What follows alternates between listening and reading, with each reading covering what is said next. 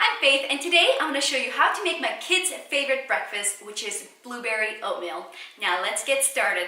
The first step is to pour in 1 cup of milk into a medium saucepan. We personally use almond milk because we do have allergies in our family, but you can use any milk that you prefer. Then add in 1 cup of water and a pinch of salt. Turn the stove on medium heat and add in 1 cup of Old Fashioned Oats.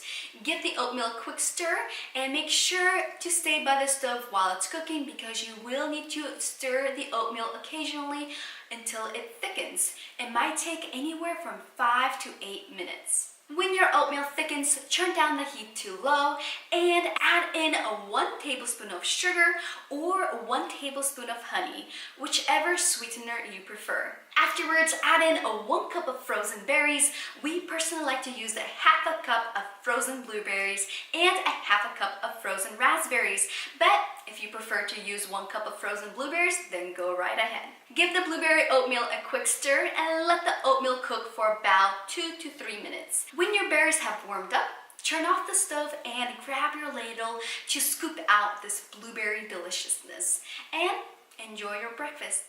Now, could you please do 3 things for me? Number 1 is if you like this video, make sure to give this video a big thumbs up. Number 2 is to leave down a comment if you want more dairy-free recipes on this channel. And number 3 is to subscribe to my channel for more motherhood and homemaking videos. Thank you so much for watching and have a good day. Bye!